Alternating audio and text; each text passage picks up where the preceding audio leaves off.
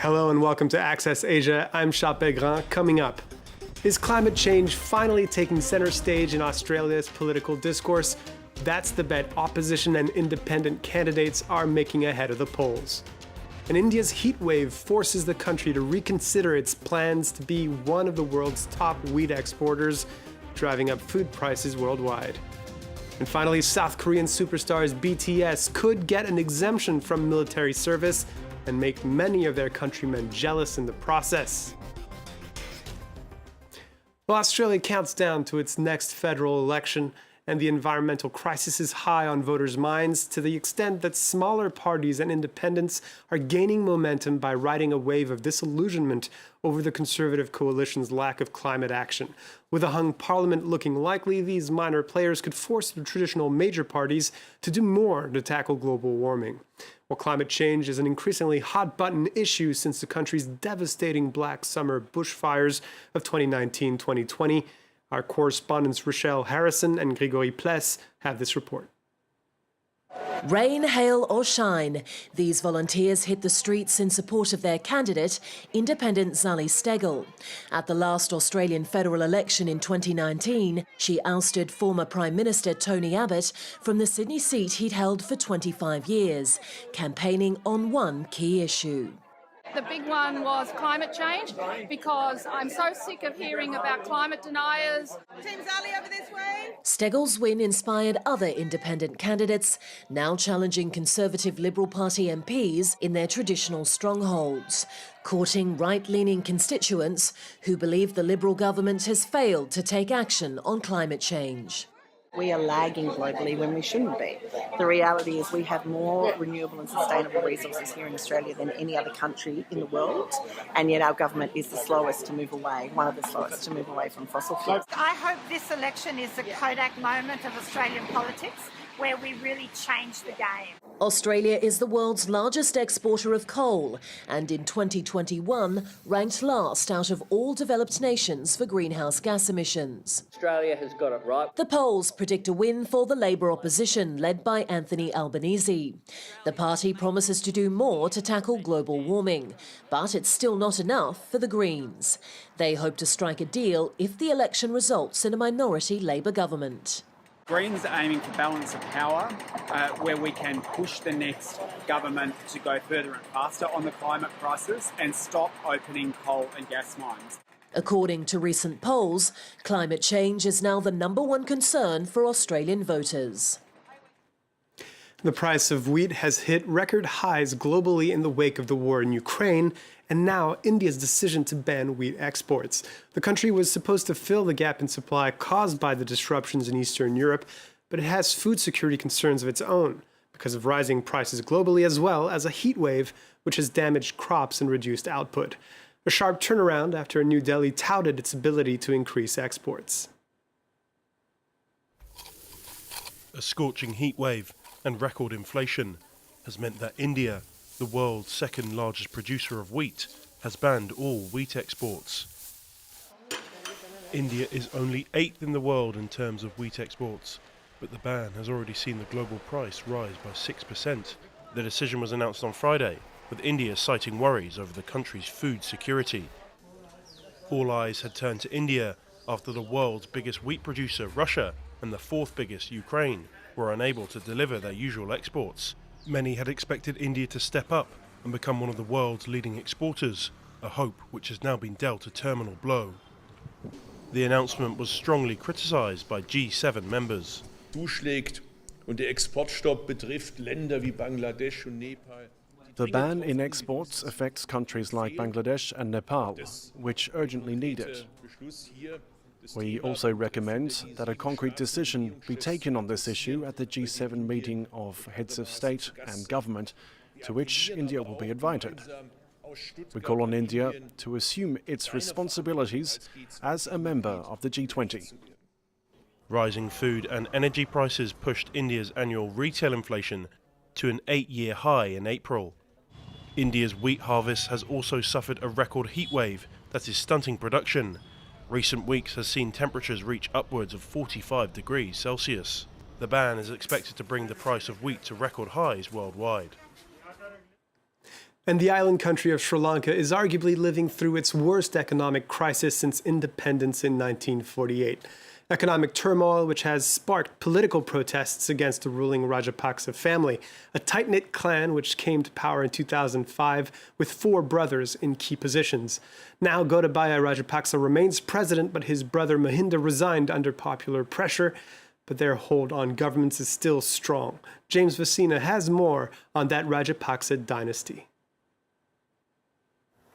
The clan's grip on authority is as strong as it's feared.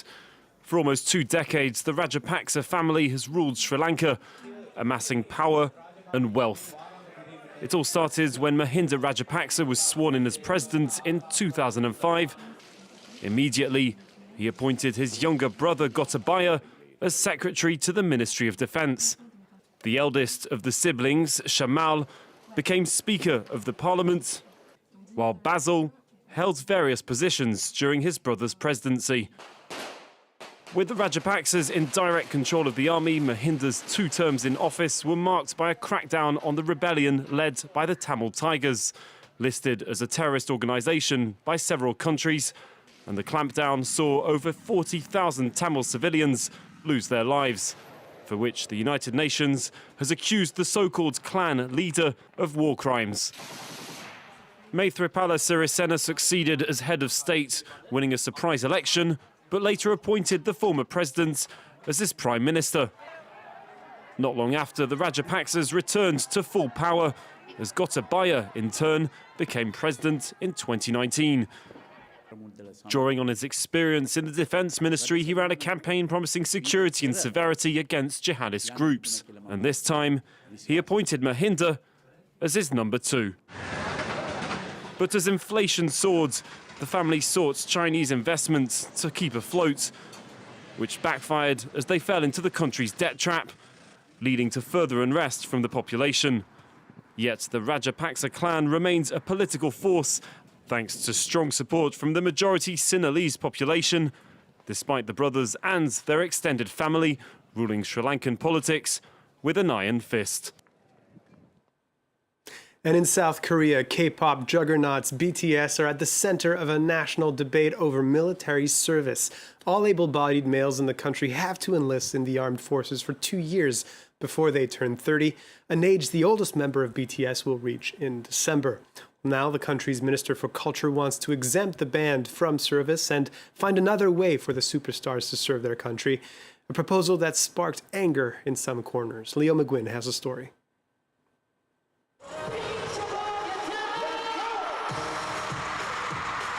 BTS, the worldwide phenomenon that have sold over 32 million albums.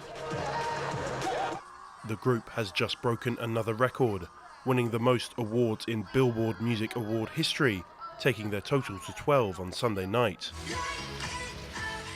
BTS consists of 7 members, with the oldest, Jin, set to turn 30 in December.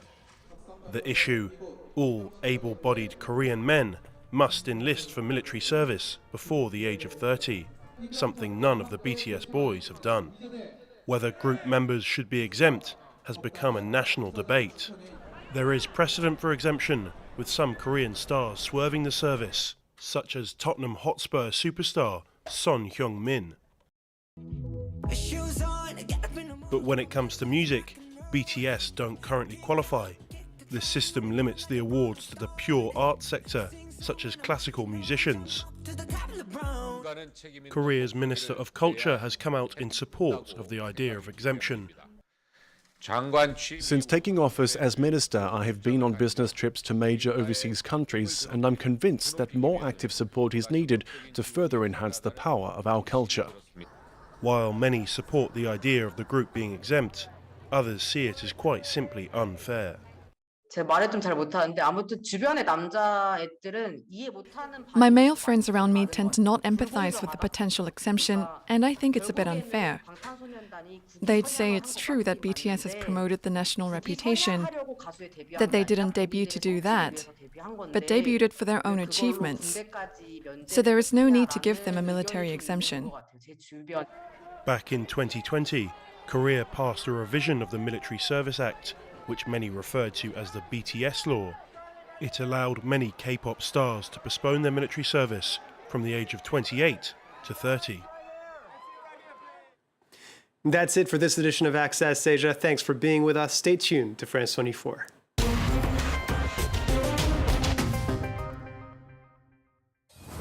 They observe. They contact us. They report, film, photograph. They are the voice of the voiceless. Your eyes in the far-flung reaches of the world. The Observers, a network of 5,000 committed citizens working with France 24. One of our observers in Côte d'Ivoire, Gaspard. Amateur footage and testimonials checked by our journalists and broadcast weekly. On The Observers, on France 24 and observers.france24.com.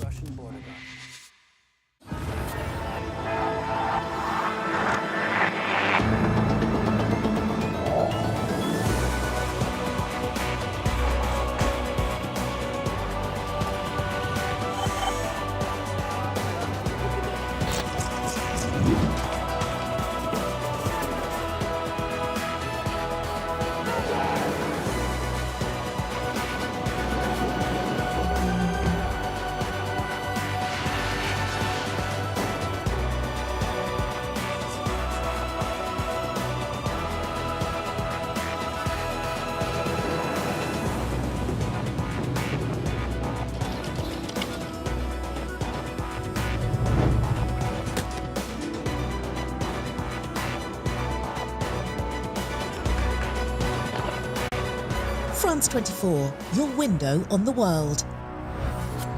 Liberté, égalité, actualité.